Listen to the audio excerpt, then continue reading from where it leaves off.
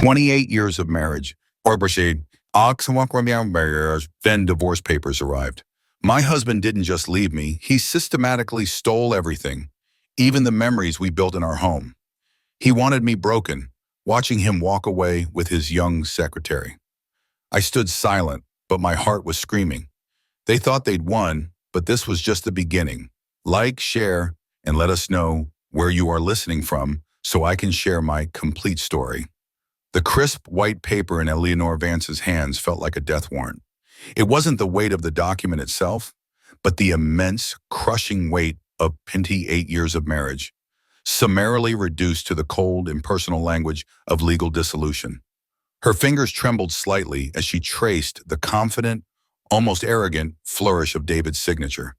It was an insult, a final mocking gesture from the man who had shared her bed, her dreams, and her life for nearly 3 decades. That signature, so familiar yet now so alien, marked the end of everything she had known. Her attorney, Mr. Davies, a man whose kind eyes usually offered a measure of comfort, could only offer a grim, apologetic shake of his head. "Eleanor," he began, his voice laced with genuine regret, "I'm afraid the news isn't good." David, he has been incredibly thorough. The phrase hung in the air, heavy with unspoken meaning. Meticulous, ruthless, calculated. Mr. Davies went on to explain, in the detached jargon of the legal world, how David had systematically and methodically liquidated all their joint assets. Every investment, every savings account, every penny that should have been hers, had vanished into David's private coffers, leaving Eleanor Vance, at 52 years old, with absolutely nothing. The shock was a physical blow, stealing the air from her lungs. 52, an age where one expected stability, comfort, perhaps the gentle winding down into retirement with a beloved partner. Instead, she was facing the brutal reality of starting over, adrift in a world she suddenly no longer recognized. She remembered her naive trust, a trust David had so expertly cultivated over the years, even as he was, she now understood, secretly plotting her financial ruin. And all for Chloe, his 26-year-old secretary, a woman barely older than the marriage David was so carelessly discarding. The cliché was so painfully real, it tasted like ash in her mouth. "And the house, Eleanor," Mr. Davies continued, his voice softer. "It will have to be sold to cover David's newly acquired debts. The bank has already initiated proceedings. You have 72 hours to collect your personal belongings." 72 hours. 3 short days to pack up a lifetime.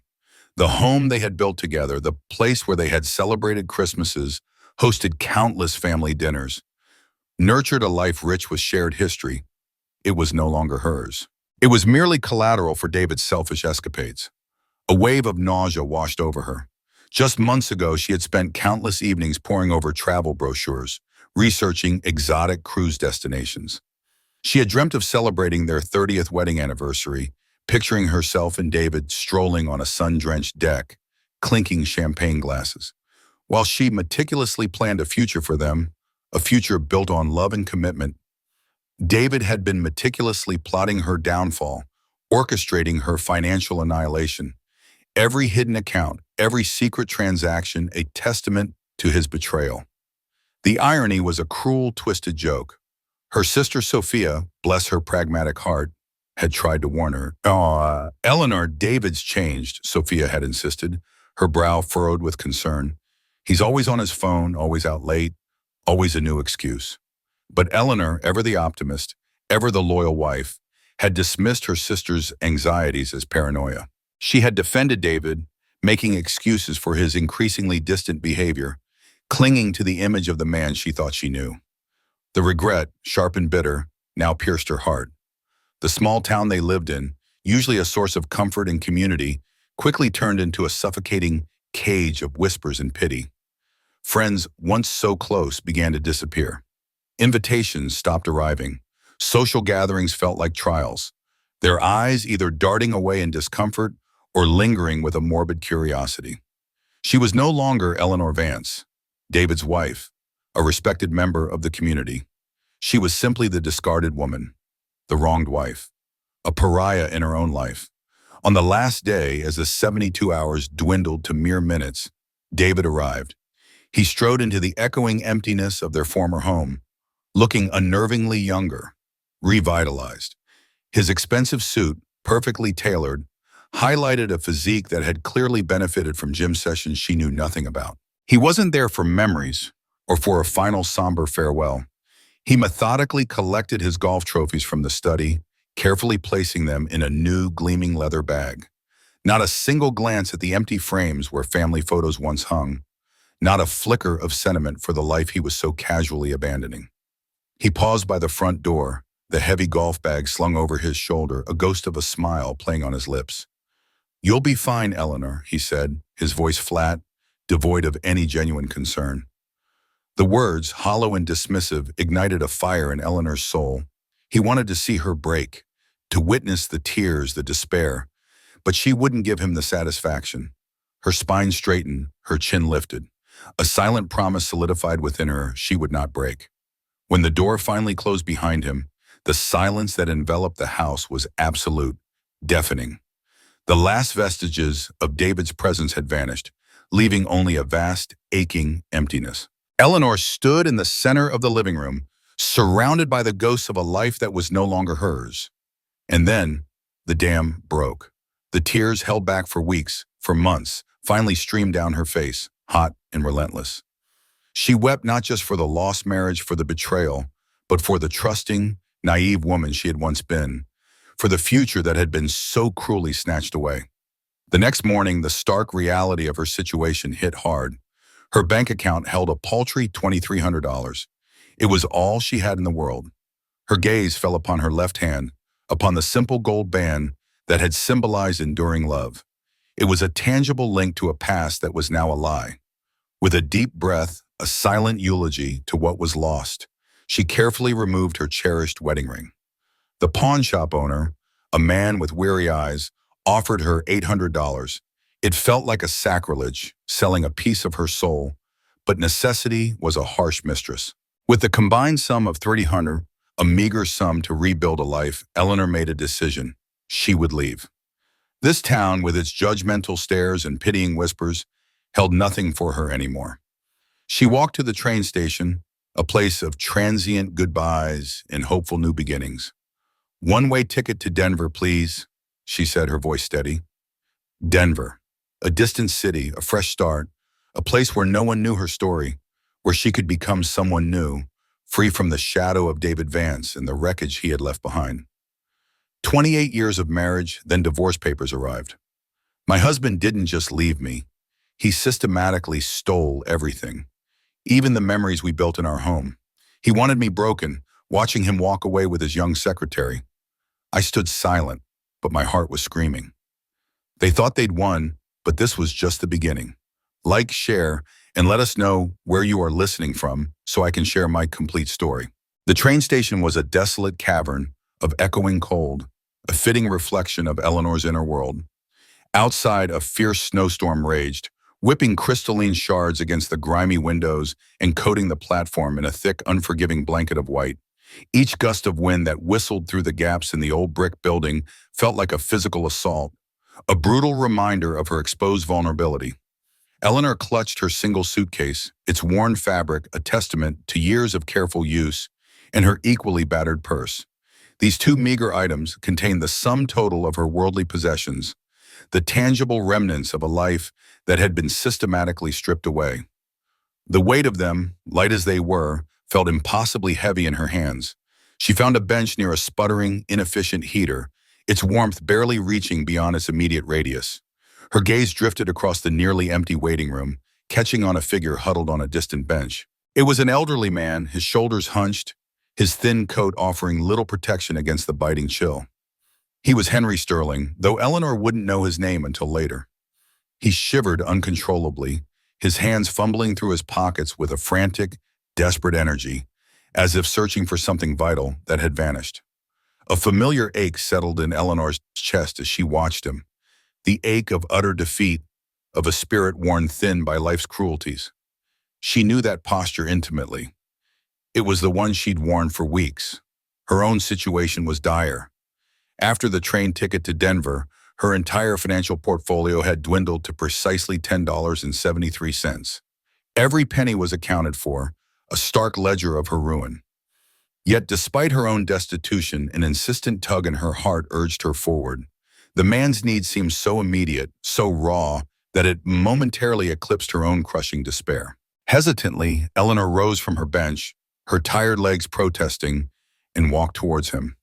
The scuff of her shoes on the linoleum floor was the only sound in the quiet space, save for the wind's mournful howl.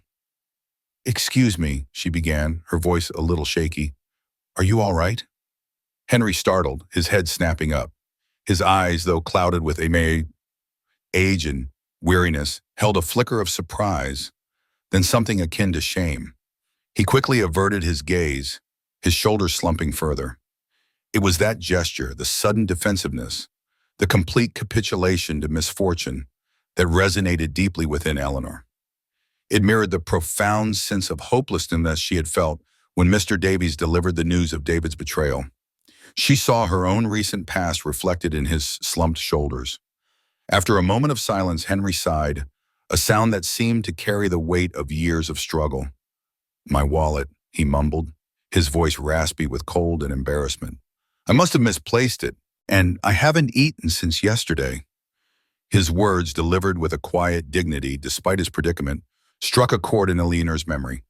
They reminded her of her own father, a proud man who would rather starve than ask for help, a man whose quiet resilience she had always admired. Eleanor reached into her purse, her fingers trembling slightly as they fumbled past her identification, her now useless credit cards, and the few remaining coins. She extracted her last $10 bill, crumpled and soft from repeated handling. It was a sum that could mean the difference between eating and going hungry for her, a small barrier against the precipice of absolute nothingness. But seeing Henry's face, the deep-set lines of hunger and cold, made the decision vouch for her. "There's a diner across the street," she said, holding out the bill. "It's warm. Please, get something hot to eat." Henry looked at the $10 bill, then at Eleanor, his eyes wide with disbelief. He hesitated, his hand hovering, as if afraid to touch it, as if it might disappear. I couldn't," he stammered, his pride warring with his desperate need. "Please," Eleanor insisted, her voice soft but firm. "It's nothing. Just warm yourself up." After a long moment, a moment stretched taut with unspoken emotions, Henry's resolve crumbled. His hand, gnarled and trembling, slowly reached out and took the bill. His fingers brushed hers, and Eleanor felt the cold of his skin, the fragile bone beneath. "You have no idea what this means to me," he said, his voice thick with emotion, his gaze meeting hers with a depth of gratitude that transcended the simple exchange of money. As Henry Sterling slowly, carefully, made his way towards the exit, his steps a little more purposeful now, Eleanor watched him go. A strange, unexpected warmth began to bloom in her chest, pushing back against the chill of the station and the colder chill in her heart. In that brief, selfless act, she had momentarily forgotten her own crushing burdens. It was a rare sense of peace, a quiet triumph of the spirit in the midst of her own brokenness. For a few precious moments, she wasn't the wronged wife, the discarded woman, but simply a human being extending a hand to another. The shrill whistle of an approaching train pierced the quiet, pulling Eleanor back to her reality. The Denver Express. It rumbled into the station, a metallic behemoth breathing steam into the frigid air. With a final glance at the empty bench where Henry had sat, Eleanor gathered her resolve and her meager belongings. She boarded the train, leaving behind not just the small town that had become a prison of pity, but the shattered pieces of her past life. The future stretched before her, a vast, uncertain expanse.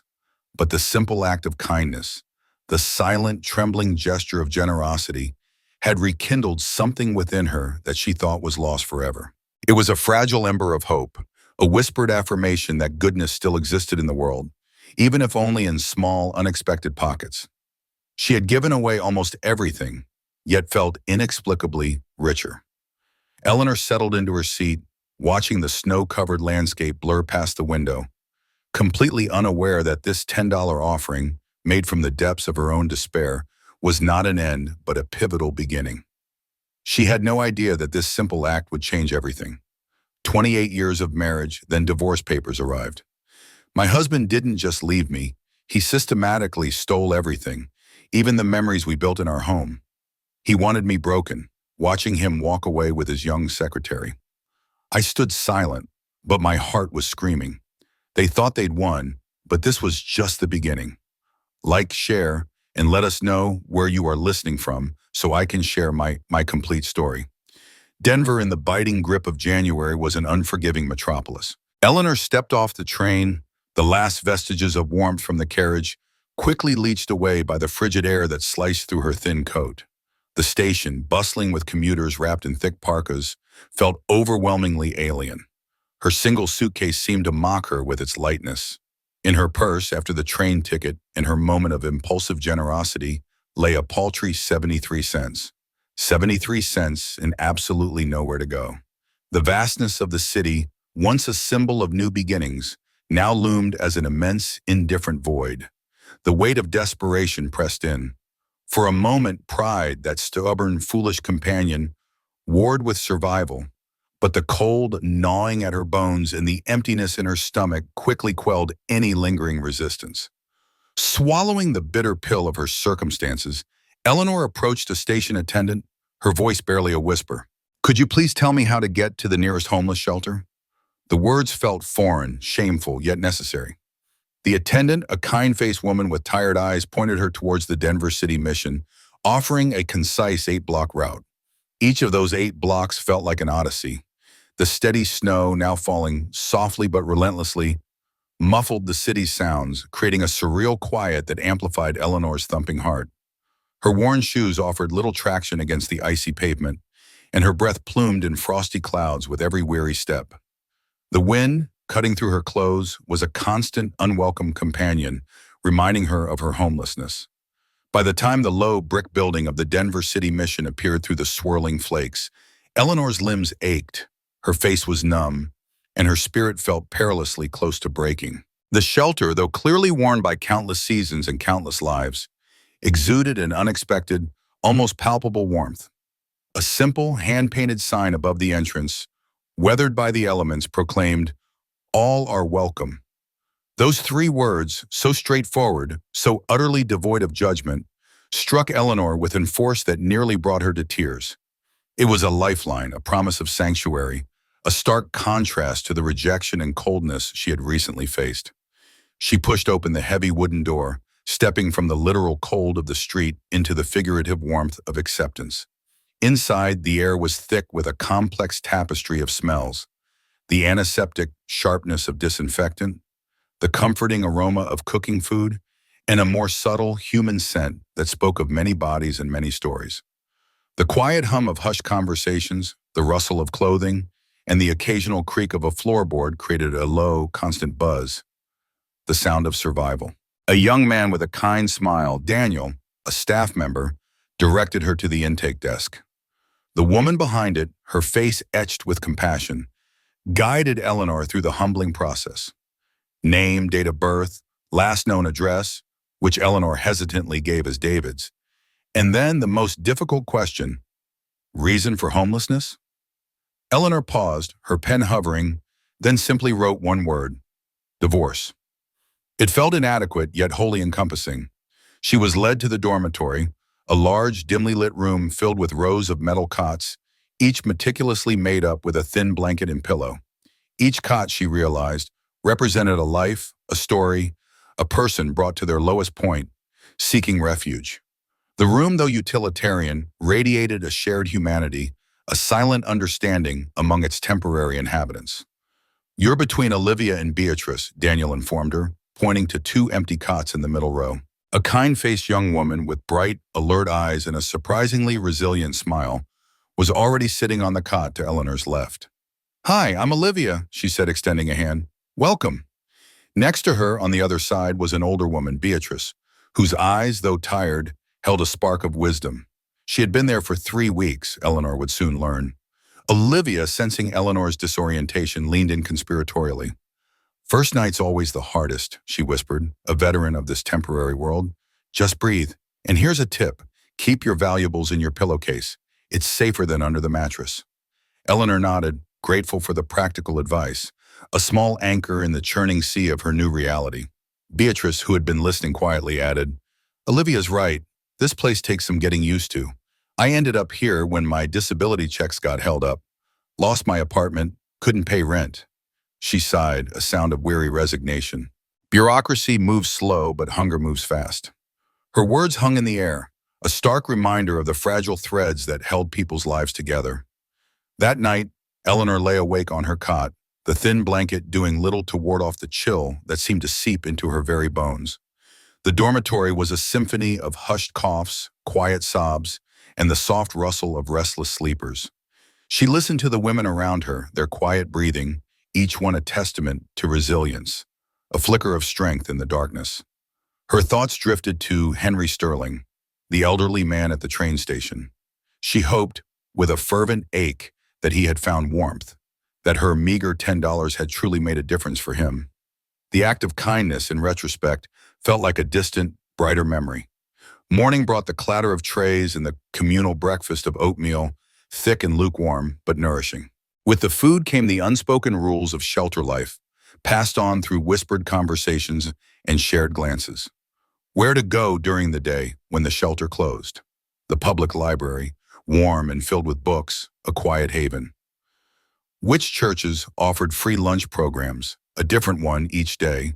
Which soup kitchens had the best coffee. Eleanor absorbed it all, a rapid, painful education in urban survival. Her most pressing concern, however, was employment. She quickly realized that her 28 years as a devoted homemaker, a role she had cherished, translated into virtually no recognized job skills in the competitive market. The days blurred into a monotonous cycle of visits to the library, typing out generic applications online. Each application form, with its insistent demands for an address, a phone number, and references, felt like an insurmountable hurdle. She had no address, a burner phone she couldn't afford to keep charged, and her references were all from a life that no longer existed. Rejection letters, when they came, were swift and impersonal. Yet, amidst the despair, Olivia and Beatrice became her unlikely family.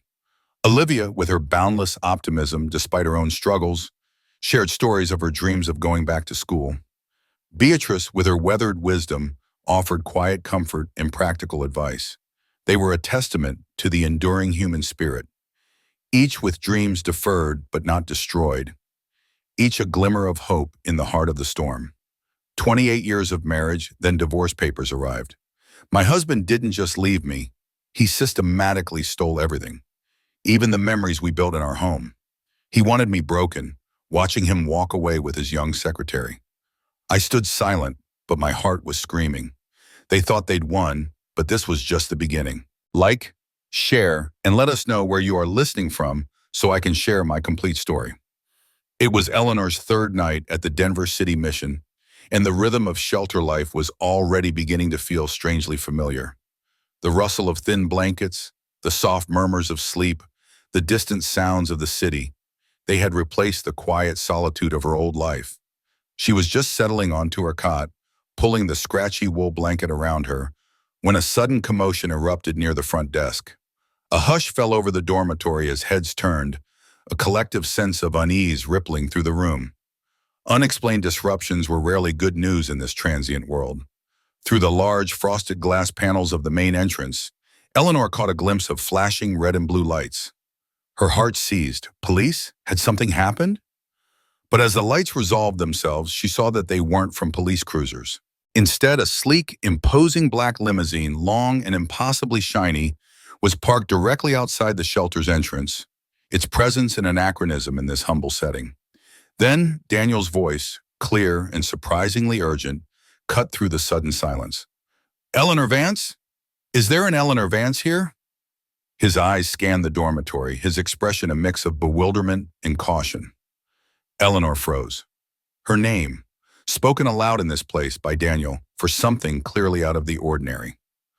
Olivia, ever watchful, nudged her arm. That's you, isn't it?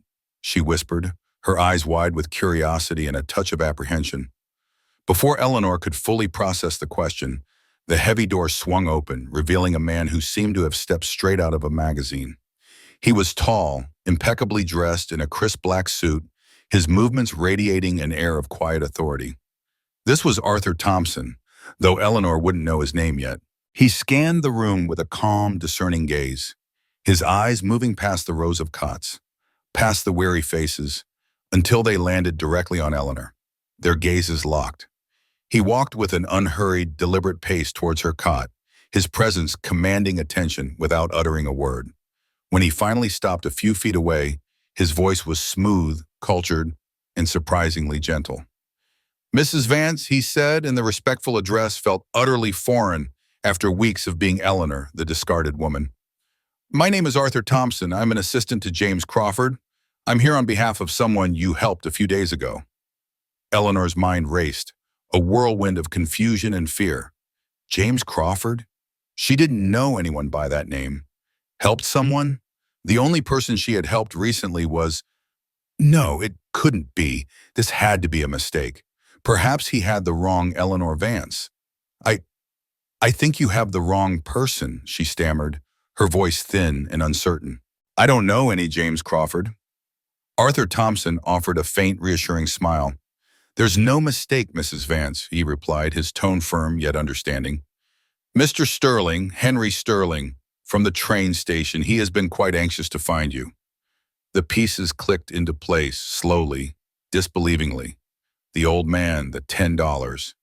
It felt like a lifetime ago, a fleeting act of compassion in the midst of her own turmoil. But a limousine? An assistant to someone named James Crawford? It was too surreal, too much to comprehend. Olivia, ever protective, stepped forward slightly. "Eleanor, if you don't want to go, I can call the police," she offered, her voice firm despite the underlying tremor of unease. The other women in the dormitory watched, a silent jury assessing the situation. Eleanor looked from Olivia's concerned face to Arthur Thompson's. His expression, though serious, held no menace, only a quiet sincerity. There was an honesty in his eyes that transcended his imposing demeanor. Her intuition, dulled by trauma but not entirely extinguished, stirred. There was no threat here, only an unexpected proposition. Beatrice, who had been observing with a sage, knowing gaze, reached out and gently squeezed Eleanor's hand. Her touch was surprisingly strong, her voice a low, comforting murmur. "Honey," she advised, her eyes twinkling with a hint of an old, forgotten hope. "Sometimes angels come in unexpected packages. Maybe it's time to see what this is about." The words resonated. Angels in unexpected packages. What did she have to lose? She had nothing left. With a surge of something akin to defiant courage, Eleanor straightened her shoulders. "All right," she said, her voice stronger than she expected. "I'll go." She turned, collected her single suitcase and her purse, the sum total of her existence, and walked towards Arthur Thompson. He offered a small, polite nod, then turned and led her toward the door. As she walked past Olivia and Beatrice, she gave them a grateful smile, a silent promise to remember their kindness. The other women watched her go, a mix of wonder, envy, and hope reflected in their faces. Stepping out of the shelter and into the biting cold night, Eleanor shivered, but this time it was not entirely from the chill. The air felt charged with possibility. Arthur Thompson opened the back door of the limousine. The interior was a cocoon of warmth and luxurious leather, a stark contrast to the harsh realities she had inhabited for the past 3 days. As she sank into the plush seat, the powerful engine purred to life. The limousine glided smoothly away from the curb, leaving the Denver City mission behind. Eleanor pressed her face against the window, watching the familiar, albeit brief outline of the shelter disappear into the snowy night. Her mind replayed the events of the last few days, culminating in this improbable moment. Her last $10, given freely, spontaneously, had somehow led her here. She had no idea what awaited her, what James Crawford or Henry Sterling wanted, but a fragile, insistent hope began to bloom in her heart. This had to be it. Her life surely was about to change for the better. If you're wondering how a simple act of kindness can change everything, keep watching. This is where my story truly begins, a turning point I never saw coming. Don't forget to like, share, and subscribe to follow the rest of my journey. The limousine, a silent, comfortable cocoon, glided effortlessly through the snowy streets of Denver. Eleanor pressed her forehead against the cool glass, watching the landscape outside transform. The grimy urban sprawl of the shelter district slowly gave way to tree-lined avenues, each tree a silent sentinel cloaked in white.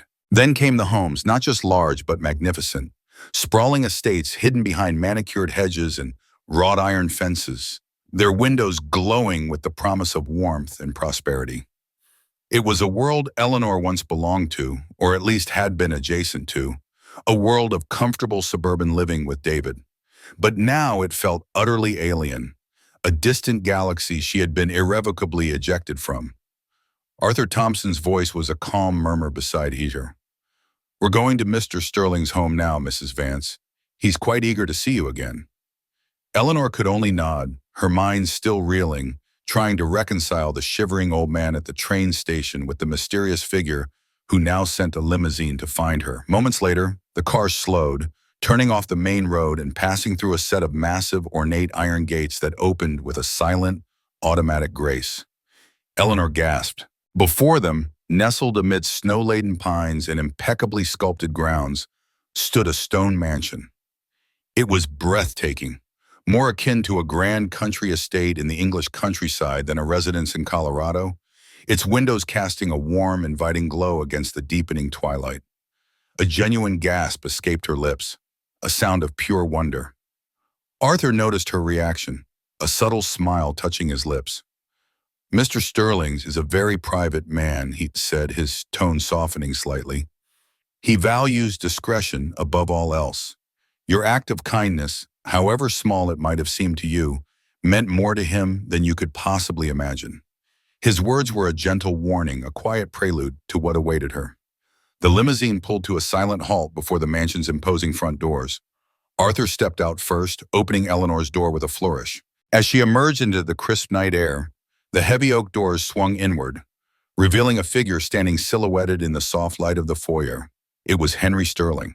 But this was not the same man she had encountered at the train station. No longer shivering or defeated, he stood tall, dignified, his silver hair neatly combed, and dressed in an expensive, impeccably tailored cashmere sweater that exuded quiet luxury. His eyes, however, were unmistakably the same, deep-set and intelligent, now filled with a warmth that touched Eleanor's soul. "Eleanor," he said, his voice rich and steady, entirely devoid of the raspy cold she remembered. A strange tightening in Eleanor's chest accompanied the sound of her name, spoken with such sincerity. He extended a hand, firm and warm. "I'm Henry Sterling," he reiterated, a ghost of a smile playing on his lips, "and I owe you an enormous debt of gratitude." Eleanor, still utterly bewildered by the surreal turn of events, could only stammer, "But it was just $10. The sum, so significant to her then, now felt absurdly trivial in the opulent setting. Henry chuckled, a soft, rich sound that echoed pleasantly in the high-ceilinged foyer. "Come in, my dear," he invited, gesturing towards an open doorway. He led her into a room that stole her breath once more. It was a library, a dream made real. Floor-to-ceiling bookshelves lined every wall, crammed with leather-bound volumes that smelled of old paper and wisdom. A roaring fire crackled merrily in a massive stone fireplace, casting a golden glow on comfortable armchairs and rich Persian rugs. "Please sit," he offered, guiding her to a plush velvet armchair before settling into its twin opposite her. He leaned forward, his expression earnest. "First, I must apologize for the deception, for my appearance at the train station. It was a test of sorts." He paused, his gaze sweeping over the library, then back to Eleanor. "You see, Eleanor, I am a very wealthy man. My fortune was made over decades in real estate and various investments." Eleanor could only stare, speechless. This was a narrative plucked from a novel, not her own shattered life. Henry's gaze softened, drifting to a framed photograph on a nearby mahogany table. It showed a beautiful woman with kind, intelligent eyes, her arm linked with Henry's younger self, both radiating happiness. "This was my wife, Victoria Sterling," he said, his voice tinged with a deep sadness. "She passed away 8 months ago, after 43 wonderful years of marriage." A sigh escaped him, heavy with grief that still clung to him. "Victoria was the most compassionate, loving soul I've ever known. She had an unwavering belief in human kindness, an almost boundless faith in the goodness of people. After she died, I lost that faith. Her death left me broken, bitter. I became convinced that everyone, absolutely everyone, only cared about money, about what they could gain. He looked at Eleanor then, and his eyes piercing. About 3 weeks ago, I had a complete breakdown. I was adrift without her, and I decided to embark on a rather desperate experiment, a test. He leaned back, his gaze fixed on the dancing flames in the fireplace. I disguised myself, Eleanor. I left my home without my identification, without my wallet, without a single penny. I wanted to see if anyone at all would still show kindness to a stranger, to someone who appeared to have nothing to offer. His expression darkened slightly. For 2 days, I wandered the city. People ignored me. They averted their eyes. They stepped around me as if I were invisible, or worse, a nuisance. My belief, my bitter conviction, grew stronger with every passing hour. Kindness was dead, I thought. There was no hope left in humanity, no point in anything. He turned to Eleanor, his eyes intense. And then I found myself at that train station, cold, hungry, utterly devoid of hope. You, Eleanor, had every reason to ignore me. You looked tired, worn, as if you were carrying a world of burdens yourself. But instead of walking past, you sat down beside me. You asked if I was all right. You talked to me like I was a human being, not some derelict to be avoided. A profound silence filled the room, broken only by the crackle of the fire. And then, he continued, his voice thick with emotion, you offered me your last $10. Arthur later confirmed with the shelter intake that you literally had less than $1 left to your name after giving me that money. He rose slowly and walked over to stand before Eleanor, his eyes brimming. You saved more than my faith in humanity, Eleanor. You quite literally saved my life. That night at that station, I was planning to end it all. Your $10 bought me more than a warm meal. It bought me time. It bought me hope. If you're wondering how a simple act of kindness can change everything, keep watching. This is where my story truly begins, a turning point I never saw coming. Don't forget to like, share, and subscribe to follow the rest of my journey. The full weight of Henry Sterling's revelation crashed over Eleanor like a tidal wave. Her $10, her insignificant, impulsive $10, given from a place of her own deep scarcity, had saved a man's life. It wasn't just a kind gesture, it was a pivot point for another human being, a decision between life and death. The sheer enormity of it, coupled with the weeks of suppressed grief, shame, and fear, overwhelmed her. A gasp escaped her lips, and then the sobs came, uncontrollable, wrenching. They were not just tears of sorrow, but tears of release, of disbelief, of a profound, unexpected validation. Henry, seeing her distress, knelt beside her armchair, his kind eyes filled with empathy. He didn't say anything, just let her cry, a silent, comforting presence. When the worst of the storm subsided, he gently handed her a crisp, white linen handkerchief, monogrammed with a discreet HS. Eleanor dabbed her eyes, feeling the smooth fabric against her tear-stained cheeks. I'm so sorry, she choked out, her voice raw. I felt so worthless since David left me with nothing. I felt like I had nothing to offer, nothing to give. The confession poured out, a torrent of vulnerability she hadn't dared to voice to anyone, not even Olivia or Beatrice. Henry looked at her, his gaze unwavering, full of understanding. Eleanor, he said softly, his voice imbued with a quiet power. You matter. You matter so much that you changed the entire course of my life. You brought me back from the brink when I thought there was no hope left. What you did, giving what little you had, was the most profound act of generosity I have ever witnessed. It wasn't about the money, it was about the heart behind it. Eleanor took a shaky breath, finally looking at him, truly seeing him. What happens now? She whispered, the question loaded with unspoken hope and fear. Henry smiled, a genuine warm smile that lit up his eyes. That, my dear Eleanor, depends entirely on you. I have a proposition. He paused, letting the words hang in the air. First, let me be clear. You owe me nothing. Your kindness was a gift, freely given. But I, in turn, feel compelled to balance the scales, if you will. He walked back to his armchair, settling in, his posture radiating a newfound sense of purpose. Victoria, my late wife, was the driving force behind the Victoria Sterling Foundation for Human Services. It's a rather large organization, funding shelters, job training programs, food banks, and various outreach initiatives across the state. It was her passion, her legacy. He gestured around the magnificent library. After she passed, I continued to fund it, of course, but I lost my connection to its true purpose. I've been running it remotely through a board of directors, but it needs more. It needs a heart. It needs someone with real experience. He looked directly at Eleanor, his gaze unwavering. Someone who understands what it means to truly need help. Someone who knows what it feels like to be overlooked, discarded, to stand on the precipice of despair. Victoria believed that true empathy comes from shared experience. Eleanor's heart began to pound, a frantic rhythm against her ribs. Could it be? Was he truly offering what she dared not even dream of? You're offering me a job? She asked, the words barely a whisper. Henry's smile widened. More than a job, Eleanor. I'm offering you a purpose, a chance to channel your incredible compassion, your strength, your understanding, into helping countless others. I want you to run the day-to-day operations of the Victoria Sterling Foundation, to be its director. He paused, letting her absorb the magnitude of the offer. It would come with a salary of $75,000 a year, full benefits, in a private apartment located directly above the foundation's offices. It's a modest, comfortable space, but entirely yours. $75,000, an apartment, benefits. The numbers swam before her eyes. It wasn't just money.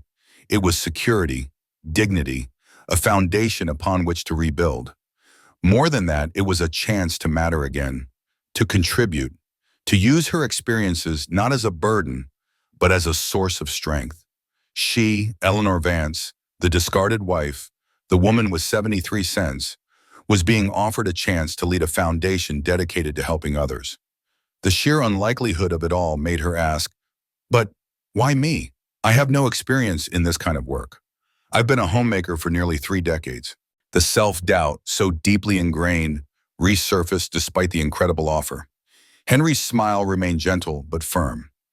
Because Eleanor, you understand. You understand what it means to lose everything and still find compassion for others. You understand that sometimes a simple act of human connection, a mere $10 given without expectation, can be the most powerful force in the world. That experience, your integrity, your innate kindness, those are the qualifications I need. Those are the qualifications Victoria would have cherished. A profound sense of clarity settled over Eleanor. The shame, the bitterness, the anger, they began to recede, replaced by a surge of quiet determination. David had intended to destroy her, to leave her broken and insignificant, but in his destructive wake, he had unwittingly set her free, free to become the person she was perhaps always meant to be. I accept, she said, her voice surprisingly steady, firm with newfound resolve. Henry's face lit up with genuine joy, a reflection of the hope she now felt. Oh, Eleanor, he said, his eyes misting slightly. Victoria would have loved you. She always said that angels don't always have wings. Sometimes they just have kind hearts and $10 they can't afford to give away. As she sat there in the warmth of the magnificent library, the fire crackling a soothing rhythm, Eleanor felt a peace she hadn't known in years. A deep, abiding sense of purpose settled within her. Her lowest moment, the absolute nadir of her existence, had inexplicably led her to her highest, most unexpected calling. If you're wondering how a simple act of kindness can change everything, keep watching. This is where my story truly begins, a turning point I never saw coming. Don't forget to like, share, and subscribe to follow the rest of my journey. 6 weeks. 6 incredibly transformative weeks. Eleanor sat at her large, elegant desk, reviewing housing applications for the Victoria Sterling Foundation. The office, her office, was bathed in the soft glow of the afternoon sun, a serene space filled with purpose. She felt confident, competent, a far cry from the shattered woman who had arrived in Denver with 73 cents. The phone rang, and it was Arthur Thompson, his voice calm as ever. Mrs. Vance, he announced, your ex-husband is back. A jolt shot through Eleanor. Her pen paused mid-sentence. My ex-husband, she corrected instinctively, her voice firm despite the sudden, unwelcome flutter in her chest. She saw him then, through the glass wall of her office, in the foundation's quiet waiting area. David. He looked different, worn perhaps, and utterly uncertain, a posture she had never seen on him before. A strange mix of dread and morbid curiosity settled over her. I'll see him, she told Arthur, but please stay nearby. A few moments later, David entered, his gaze sweeping over the tastefully decorated office, the polished wood, the framed photos of Victoria Sterling, and the bustling yet respectful atmosphere of the foundation. His eyes finally landed on Eleanor, seated behind her desk, poised and composed. A flicker of surprise, perhaps even admiration, crossed his face. Eleanor, he said, his voice a little strained, you look good. The words felt hollow, a forced pleasantry. Eleanor met his gaze steadily, refusing to let the past define this moment. What do you want, David? She asked, her voice calm, professional, utterly devoid of the emotional chaos she once associated with him. She observed him, noting the subtle tells she knew so well from their years together. The faint tremor in his hand, the way his mouth twitched at the corner when he was nervous, the overly casual tone that always masked deeper desperation. And there, glinting on his left hand, was the gold wedding band he still wore. He cleared his throat, shifting uncomfortably in the visitor's chair. Eleanor, I've made some mistakes. Eleanor didn't flinch. Those weren't mistakes, David, she corrected, her voice clear and precise. Those were choices. You chose to liquidate our assets. You chose to leave me. You chose Chloe. He winced, the directness of her words clearly unsettling him. Chloe and I, that's over, he revealed, as if offering a peace offering. Eleanor felt no satisfaction, no rush of vindication, only a mild, detached curiosity. The woman who would have rejoiced at that news was long gone. I've missed you, Eleanor, he continued, attempting to inject warmth into his voice, attempting to conjure a past that no longer existed. I've missed what we had. I've missed you, the woman I fell in love with 30 years ago. He leaned forward, attempting intimacy. Eleanor remained unmoved. You left me with nothing, David, she stated, her voice quiet but firm. I ended up in a homeless shelter. Do you know what that feels like? David recoiled, a genuine look of shock washing over his face. The casual indifference he had shown during their divorce proceedings had evidently been based on the assumption that she would simply manage. A shelter? But he gaped, his eyes wide. No, Eleanor, I had no idea. I thought you would be fine. I had no idea you would suffer so much. The feigned ignorance, the sudden concern, was a transparent mask. You were too busy playing house with Chloe to care what happened to the woman you'd been married to for 28 years, Eleanor asserted, a flicker of the old anger finally breaking through, quickly tamped down by her newfound composure. You made sure I had no access to any funds. You stripped me of everything, David. You planned it meticulously. His eyes filled with tears, whether genuine or performative, Eleanor couldn't tell. He pulled a thick envelope from his briefcase. I want to make things right, Eleanor. I've realized Chloe's tastes were expensive. Her debts became my debts. I've lost most of what I had, but I want to offer you a settlement. Half of everything I have left. It's not much, but it's something. He pushed the papers across the desk, a desperate plea in his eyes. The implication was clear. Chloe had drained him dry, and now he was looking for a safe harbor, a return to the comfortable life he'd thrown away. Eleanor looked at the documents, then back at him. A slow, steady resolve settled within her. No, David, she said, pushing the papers back across the desk. Her voice was firm, unwavering. I'm not your backup plan. I'm not a fallback option when your grand adventure goes wrong. She rose from her chair, walking to the window that overlooked the bustling city, the world now at her fingertips. I've changed, David. I'm not the same woman who depended on you for everything. I'm not the woman who would have waited patiently for you to realize your mistake. I am building my own life now, a life with purpose and dignity. I like who I am now, David. I like the life I'm building. He stood, his face a mixture of desperation and fading hope. You are just bitter, Eleanor, he accused, his voice rising slightly. The woman I married would have forgiven me. Eleanor turned from the window, her gaze calm, clear, and utterly dismissive. The woman you married would have forgiven you, David. She might have even welcomed you back. But I'm not that woman anymore, and I'm grateful for that. She looked at him, truly seeing the pathetic broken man before her, a stark contrast to the confident betrayer who had destroyed her life. Without another word, David turned, defeated, and walked out of her office, leaving Eleanor to the quiet hum of her new, remarkable life. If you're wondering how a simple act of kindness can change everything, keep watching. This is where my story truly begins, a turning point I never saw coming. Don't forget to like, share, and subscribe to follow the rest of my journey. 3 days later, David returned. This time, there was no polite announcement from Arthur. He burst into Eleanor's office, agitated and disheveled, his expensive suit rumpled, his hair unkempt. The false bravado was entirely gone, replaced by raw desperation. "Eleanor," he pleaded, his voice cracking, "you have to take me back. Please, I'm begging you." He paced frantically before her desk, running a hand through his hair. "It's all gone. Everything. The house, it's been foreclosed. I'm bankrupt. Chloe, her gambling debts. She put them all in my name. She left. She took everything she could get her hands on and just vanished." His confession tumbled out, a bitter, chaotic stream of self-pity and ruin. Eleanor listened, her expression unreadable. A pang of sadness pricked her at the mention of their lost home, the place where she had spent 28 years of her life. But it was a distant pang, separate from David's current plight. Her heart remained detached from his desperate plea for financial rescue. The man before her was a stranger, a ghost from a past that no longer held power over her. "I just need some stability, Eleanor," he said, clutching at straws, trying to find an anchor in the storm of his making. "Someone who understands me, someone who cares." Eleanor saw through the thinly veiled plea instantly. "Someone who will clean up your mess, you mean?" she stated, her voice calm and even. The illusion of his sincerity shattered under her steady gaze. "We could remarry," he blurted out, a desperate, pathetic suggestion. Eleanor raised a hand, stopping him firmly.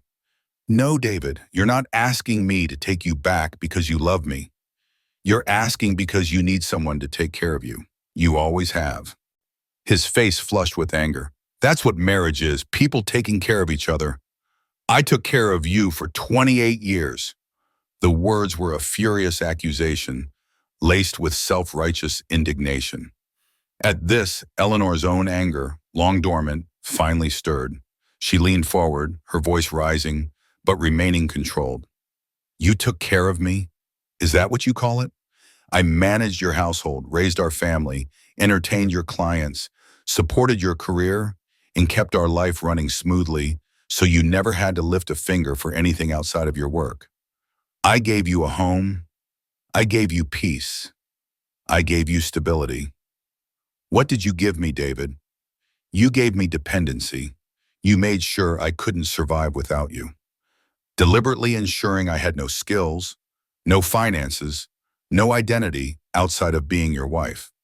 David stared at her, genuinely stunned by her newfound assertiveness. His mouth hung slightly open. "You never complained before," he stammered, bewildered. "Because I didn't know I had the right," Eleanor retorted, the words flowing with a force she hadn't known she possessed. "I thought that's what marriage meant, that my role was to make your life easier, to facilitate your success, to exist in your shadow. I didn't realize until you stripped me bare that I was merely a convenience." Just then, a soft knock at the door signaled Henry Sterling's entrance. He stepped in, his presence immediately shifting the tension in the room, his calm authority radiating into the agitated space. "David," Henry said, his voice level, "good to see you again," in a manner of speaking. His eyes, however, were keen and unwavering. David's eyes darted between Eleanor and Henry, suspicion and calculation warring on his face. He recognized Henry now, or at least the name. "Hartwell Properties? Hartwell Industries?" he murmured, a flicker of something akin to awe or perhaps envy passing over his features. He couldn't quite reconcile the elegant man before him with the shivering figure at the train station. "So, You're the one Eleanor's working for now, he said, an edge creeping into his tone. Henry nodded, a faint, almost imperceptible smile touching his lips. Eleanor is the director of the Victoria Sterling Foundation. She is invaluable. One of the most capable, dedicated, and compassionate individuals I've ever had the privilege to work with. David looked at Eleanor, then back at Henry, a sneer forming on his lips. You don't know anything about our marriage, he scoffed, implying Henry was an outsider, ignorant of the true Eleanor. Henry's calm demeanor hardened, his voice taking on a steely edge.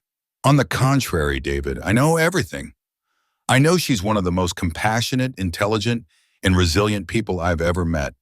And anyone who couldn't see her worth, who treated her with such disregard, doesn't deserve her. David bristled. She owes me, he exclaimed, resorting to the old argument. After all those years, what does she owe me? Henry stepped closer to the desk, his voice dropping to a low, chilling tone. What does she owe you? She owes you absolutely nothing. I know about the empty accounts, David.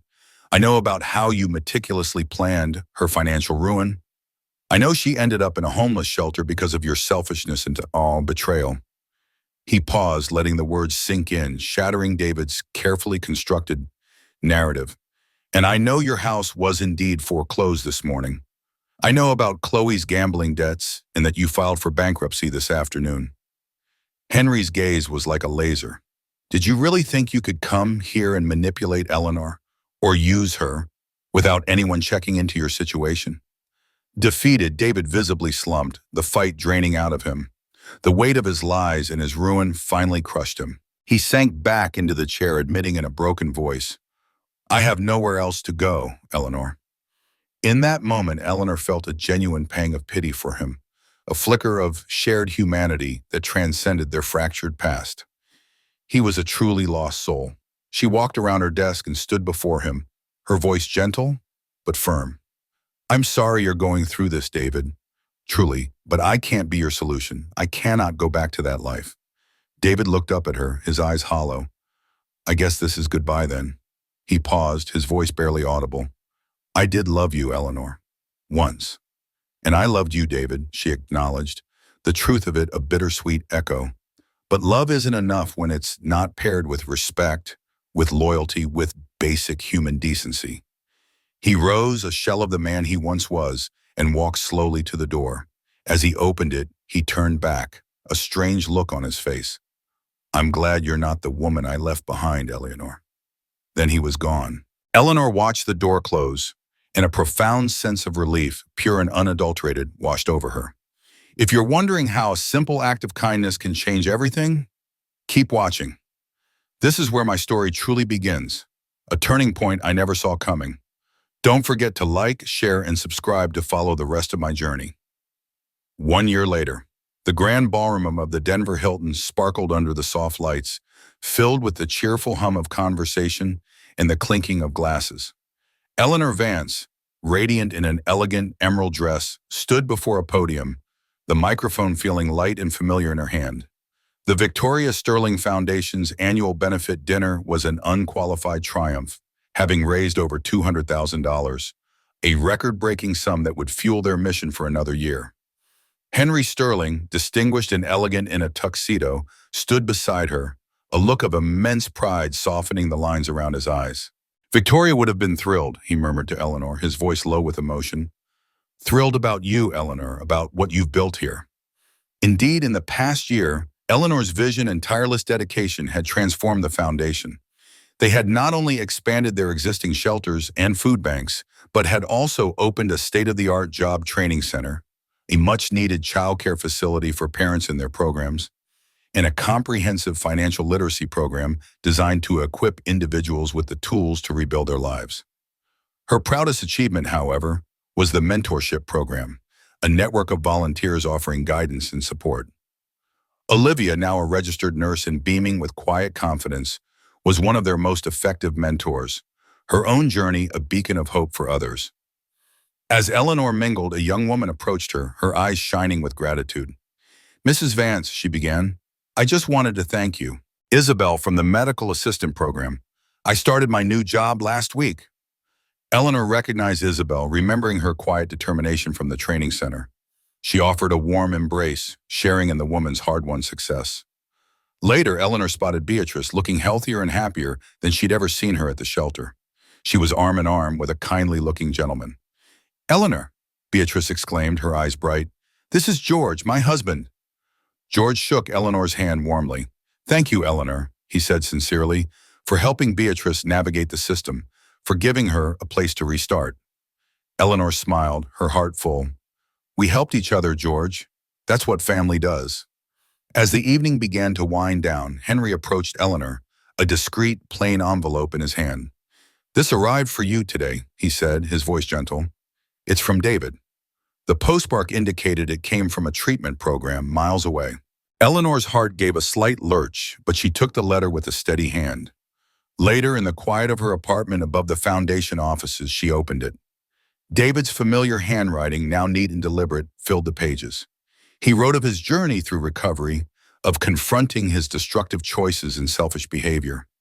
He acknowledged the profound error of his ways, the hurt he had inflicted, and expressed a deep, unexpected gratitude for the hardest gift Eleanor had ever given him, refusing to rescue him. It was her refusal, he wrote, that forced him to finally face himself and begin the arduous process of rebuilding his own life without leaning on anyone else. Eleanor folded the letter, a sense of profound closure settling over her. There was no anger, no bitterness, only a quiet understanding and a flicker of hope for him. The past was truly behind her. Her friendship with Henry, forged in the crucible of their shared vulnerability, had deepened into a bond of mutual respect, affection, and shared purpose. A few days later, Henry called her into his study at the mansion, the very room where her new life had begun. "Eleanor," he began, his eyes twinkling, "I have another proposition for you." He outlined his vision for the foundation's future, its potential for national expansion, and then, his voice softening, he offered her the position of chief executive officer of the entire organization. A substantial salary increase, of course, he added, $150,000 a year, and a significant equity ownership in the foundation itself. Eleanor stared at him, overwhelmed once more by his unwavering faith in her. "But Henry," she began, "CEO, it's such a huge leap." "Because you understand what it means to need help, Eleanor," he explained, his voice imbued with a quiet power. "And you understand what it takes to rebuild a life from scratch. You embody everything Victoria believed in. And because," he finished, his voice firm with conviction, "Victoria would have chosen you." Eleanor accepted, a surge of gratitude and empowerment swelling within her. She realized she was now in a position not just to help, but to give countless others the same opportunities she had been given, a chance to transform their lives, to find their own purpose. Henry smiled, a gentle, knowing look on his face. "Victoria always said that angels come disguised as ordinary people doing extraordinary things. I think she was talking about you, Eleanor." Eleanor shook her head, a soft smile gracing her lips. "She was talking about all of us, Henry. Everyone who chooses kindness, everyone who offers a hand." Later that evening, as soft snow began to fall outside, Eleanor prepared to leave. She paused at the door of the study. "No regrets, Henry," she said, reflecting on her entire tumultuous journey. "Not even about giving you my last $10, especially not about that." Henry laughed, a rich, warm sound. "Best $10 I ever received, Eleanor, without a doubt." Eleanor countered, her eyes sparkling. "And the best $10 I ever spent." As she drove home, the city lights shimmering through the falling snow, Eleanor felt utterly free, completely purposeful. Her apartment, warm and inviting, was truly her home. She recognized with a profound sense of clarity that sometimes falling apart is not the end, but the necessary, painful beginning of truly falling into place.